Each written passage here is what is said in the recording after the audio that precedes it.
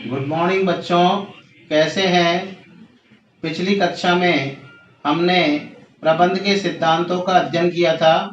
आज हम प्रबंध के कार्यों में अभिप्रेरण का अध्ययन करेंगे। प्रबंध के अनेक कार्य हैं: नियोजन, संगठन, समन्वय, निर्देशन, नियंत्रण, अभिप्रेरण, नियुक्तिकरण। इन सभी कार्यों में से हम अभिप्रेरण का या अभिप्रेरणा का हम अध्ययन करेंगे। अभिप्रेरणा को अंग्रेजी में मोटिवेशन कहते हैं।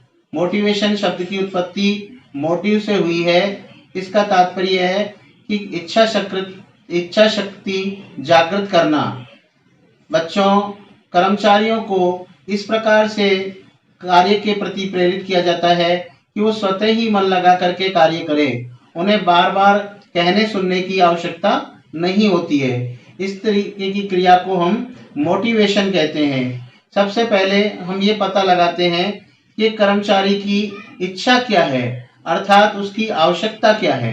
उस आवश्यकता का पता लगा करके फिर उसी आवश्यकता की पूर्ति का प्रलोभन उसको दे करके हम उसे कार्य करने के लिए प्रेरित कर सकते हैं। तो मोटिवेशन में सबसे पहले हम इच्छा का पता लगाते हैं और फिर उसको वो ध्यान दिलाते हैं कि वह उस इच्छा प्राप्ति के लिए क्या कार्य कर सकता है, किस प्रकार से कर सकता है और किस तरीके से वो अपने प्रबंधकों को संतुष्ट कर सकता है। जिस प्रकार से रामायण में भी हनुमान जी को ये याद दिलाया गया था कि का चुप साध रहे हूँ हनुमाना, कि उन्होंने कहा कि जामवंत ने कि हनुमान जी आप क्यों चुप साध के बैठे हो, आपने तो बचपन के अंदर ही सूर्य जैसे तेजस्वी, प्रकाशवान और बहुत गर्म को भी फल समझ करके और मुंह में ले लिया, तो आप ऐसी स्थिति में आप क्या नहीं कर सकते। इस तरीके से उनको जब याद दिलाया तो उनको अपनी इच्छा शक्ति का, उनको अपनी शक्ति का सुमिरन हो गया और फिर वो उस कार्य करने के लिए वो प्रेरित हो गए। तो हम भी यहाँ उसी तरीके से बात कर रहे हैं। जब एक कर्मचारी फैक्ट्री में आता है तो वह भूखा होता है, अर्थात उसकी सबसे पहली आवश्यकता रोटी होती है। मनुष्य की भी सबसे पहली आवश्यकता रोटी ही है और उस रोटी की आवश्यकता का पता लगा करके उसको हम संतुष्ट करने के लिए उससे कह सकते हैं, तो वह कोई भी कार्य करने के लिए विवश हो जाता है, तैयार हो जाता है। क्योंकि जिस व्यक्ति का पेट भूखा है, अर्थात जो व्यक्ति भूखा है, वह व्यक्ति किसी भी कार्य को करने के लिए प्रेरित हो सकता है। कहा भी गया है कि रोटी से बच के निकल जाएगा, दुनिया में किसकी मजाल है, पापी पेट का सवाल है। इसलिए ऐसी स्थिति के अंदर सबसे पहली जो आवश्यकता है वो व्यक्ति की रोटी होती है और उस रोटी के लिए वह कुछ भी कार्य करने के लिए प्रेरित हो सकता है। तो यह एक मनोवैज्ञानिक अवधारणा है जो उसको संतुष्ट करने के लिए की जाती है और एक आवश्यकता को संतुष्ट करने के बाद में दूसरी आवश्यकता पुनः जन्म ले लेती है। तो हमने यदि किसी व्यक्ति को शुरू में मान लीजिए रोटी के लिए या भोजन के लिए उसे संतुष्ट करने के लिए कहा है और उसको उसके लिए कार्य के लिए प्रेरित किया है, तो जैसे ही वह आवश्यकता संतुष्ट हो जाएगी उसके तुरंत बाद उसकी दूसरी आवश्यकता स्वतः ही जन्म ले लेगी। अब दूसरी बार जब हम उसको कार्य के लिए प्रेरित करेंगे तो उसको भोजन से या रोटी से प्रेरित नहीं कर सकते, अपितु उसे दूसरी आवश्यकता का पता लगाना होगा कि अब इसकी आवश्यकता क्या है, कि यह अब कर्मचारी संस्था में क्या चाहता है। तो दूसरी जो आवश्यकता आती है वो सुरक्षात्मक आवश्यकता आती है। सुरक्षात्मक आवश्यकता के अंतर्गत उसको अब सर्विस के अंदर सुरक्षा चाहिए, अर्थात जहां वह कार्य करता है वहां उसको किसी भी प्रकार का खतरा नहीं होना चाहिए, उसे डर नहीं लगना चाहिए। कार्य के समय वो निश्चिंत होकर के कार्य करे, जैसे खानों में कार्य करते हैं या मशीनों में कार्य करते हैं। जिस समय कर्मचारी को डर लगे रहता है कि पता नहीं मशीन का कोई पार्ट कब टूट जाए और कब उसके ऊपर गिर जाए और कब उसकी दुर्घटना हो सकती है, तो इस तरीके से अब वो सुरक्षा चाहता है। तो इस प्रकार की आवश्यकता सुरक्षात्मक आवश्यकताओं के अंतर्गत शामिल की जाती है। अब उसे सुरक्षा दे करके संतुष्ट किया जा सकता है। दूसरी सुरक्षात्मक आवश्यकता में वह यह भी चाहता है कि अब उसकी जॉब की सिक्योरिटी हो, अर्थात अब उसका जॉब स्थायी होना चाहिए, उसे बार बार इधर उधर नहीं जाना चाहिए। तो उसको सुरक्षात्मक आवश्यकता में जॉब की सिक्योरिटी दे करके हम दोबारा से अभिप्रेरित कर सकते हैं। अभिप्रेरण की आवश्यकता व महत्व का अध्ययन करेंगे हम। सबसे पहले इसमें निर्धारित लक्ष्यों की प्राप्ति में सहायक है। अभिप्रेरण से कर्मचारियों को उन कार्यों को करने के लिए प्रेरित किया जाता है जिसको करने से संस्था के लक्ष्य प्राप्त किए जा सकते हैं। अर्थात आधुनिक तकनीकों का इस्तेमाल करते हुए हम कर्मचारियों को अभिप्रेरित करते हैं जिससे संस्था अपने लक्ष्य और उद्देश्य को प्राप्त करने में सफल होती है। कार्य संतुष्टि में अभिवृद्धि। जब किसी कर्मचारी को एक बार अभिप्रेरित कर दिया जाता है तो वह स्वतः ही मन लगा करके कार्य करता है जिससे कार्य संतुष्टि होती है और कार्य संतुष्टि होने से संस्था अपने लक्ष्य एवं उद्देश्य को प्राप्त करने में सफल होती है। वित्तीय और अवित्तीय विधि से ही हम कर्मचारियों को संतुष्ट कर सकते हैं। तीसरा है संसाधनों का सदुपयोग। अभिप्रेरण से कर्मचारी की योग्यताओं का विकास करके संस्था अपने हित एवं लक्ष्यों को प्राप्त करती है। अर्थात अधिकतम हम उनका उपयोग तभी कर सकते हैं जबकि हम अपने हित से उनके हितों को जोड़ दें। अर्थात यदि संस्था अपने लक्ष्य और उद्देश्य को प्राप्त करेगी तो उनके भी वेतन में वृद्धि होगी, उनको भी दीपावली पर बोनस दिया जाएगा। मनोबल में वृद्धि।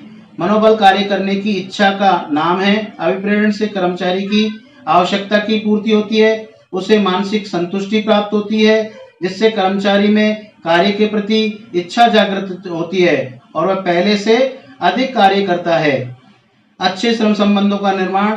अभिप्रेरण से प्रबंधकों व कर्मचारियों के मध्य पारस्परिक सहयोग विश्वास पनपता है जिससे कर्मचारियों की शिकायतें, हड़ताल, तालाबंदी जैसी हरकतों में कमी आती है और संस्था में मालिक और मजदूर के संबंध मधुर होने लगते हैं, क्योंकि कर्मचारी यदि संतुष्ट होगा तो वह किसी भी प्रकार के कार्य करने के लिए अपने आप स्वतः ही अभिप्रेरित होगा और वो विरोध नहीं करेगा। कर्मचारी अनुपस्थिति।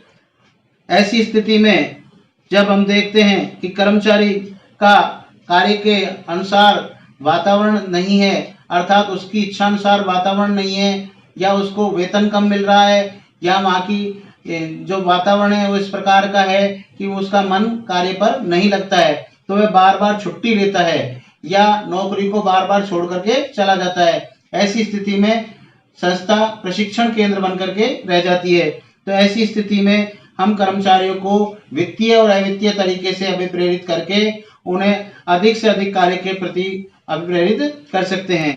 इसके बाद 7वां पॉइंट है प्रबंधकीय कार्यों का आधार है। प्रबंध के कार्य नियोजन से नियंत्रण तक होते हैं। उनमें कर्मचारियों को अधिक से अधिक कार्य करने के लिए प्रेरित करने के लिए हमें अभिप्रेरण की आवश्यकता होती है, उसी से वो अभिप्रेरित होकर के उन कार्यों को संतुष्टिपूर्ण तरीके से कर सकते हैं। परिवर्तनों में सुविधा। परिवर्तन संस्था में जब भी होता है तो कर्मचारी इसका विरोध करते हैं, लेकिन जब संस्था में कर्मचारियों को इससे मिलने वाले लाभों की जानकारी दी जाती है तो वो इसका विरोध नहीं करते हैं, अपितु स्वागत करते हैं। जैसे जापान मॉडल मशीनें यदि संस्था में लगाई जाएंगी तो कर्मचारी हड़ताल और तालाबंदी की हम घटना के बारे में जानकारी देते हैं या हड़ताल करने के लिए कहते हैं। तो ऐसी स्थिति में हम उनको मिलने वाली जानकारी या लाभ के बारे में बताते हैं कि उनसे उनके वेतन में वृद्धि होगी, उनसे उनकी अधिक कार्य क्षमता में वृद्धि होगी, एसी रूम के अंदर बैठ करके वो मशीनों को चलाएंगे क्योंकि वो मशीनें एसी रूम के अंदर ही चल सकती है। तो इससे कर्मचारी संतुष्ट हो जाते हैं और वो कार्य करने के लिए अभिप्रेरित होते हैं। समूह भावना का विकास होता है। अभिप्रेरण तकनीकों का इस्तेमाल करने से कर्मचारी संतुष्ट होते हैं जिससे सामंजस्य स्थापित होता है। सहयोग, स्नेह, प्यार, त्याग इस तरीके की भावनाओं का विकास होता है और समूह भावना का विकास करते हुए वो संस्था में अपने लक्ष्य और उद्देश्यों को प्राप्त करने में अपना पूर्ण योगदान देते हैं। संस्था ख्याति में वृद्धि। अभिप्रेरित किए गए कर्मचारी संतुष्ट होकर जब कार्य करते हैं तो ऐसी स्थिति में पहले से अधिक कुशलता पूर्वक कार्य होता है, क्योंकि कहा भी गया है कि संतुष्ट कर्मचारी ही संतुष्ट वस्तुएं और सेवाएं तैयार कर सकते हैं। तो ऐसी स्थिति में कर्मचारी मन लगा करके कार्य करते हैं जिससे संस्था अपने लक्ष्य को प्राप्त करती है और संस्था का अधिकतम विकास का सपना पूरा होता है। न्यूनतम लागत पर अधिकतम और श्रेष्ठतम उत्पादन संभव होता है। व्यावहारिक प्रबंध की कुंजी माना गया है, क्योंकि अभिप्रेरण व्यावहारिक प्रबंध की कुंजी है। सभी प्रबंधकीय कार्यों में प्रेरणा की क्रियान्विति आवश्यक है। इसी से प्रबंध के सभी कार्यों के प्रति कार्यों में गति लाई जा सकती है, क्योंकि बिना अभिप्रेरण के ना तो नियोजन का कार्य हो सकता है, ना समन्वय का हो सकता है, ना नियंत्रण का कार्य हो सकता है। अभिप्रेरण की दो तकनीक है, वित्तीय तकनीक और अवित्तीय तकनीक। वित्तीय तकनीकों के अंतर्गत सीधा संबंध पैसे से होता है, अर्थात कर्मचारियों को उच्च वेतन, वृद्धि, बोनस, लाभों में हिस्सेदारी, पेंशन, बीमा, भविष्य निधि, अंशदान आदि का प्रलोभन देकर के अभिप्रेरित किया जा सकता है। जबकि अवित्तीय जो तकनीक होती है उनमें कर्मचारियों को शाबाशी दी जाती है, कार्य के समय पद व सेवा सुरक्षा दी जाती है, प्रशंसा व सम्मान दिया जाता है। जब भी कोई कर्मचारी अच्छा कार्य करता है तो उसको स्टेज पर बुला करके प्रमाण पत्र दिया जाता है, शील्ड दी जाती है। इसी तरीके से समूह चर्चा की जाती है। इस प्रकार से हम उसको अवित्तीय तकनीकों के द्वारा भी अभिप्रेरित कर सकते हैं। धन्यवाद।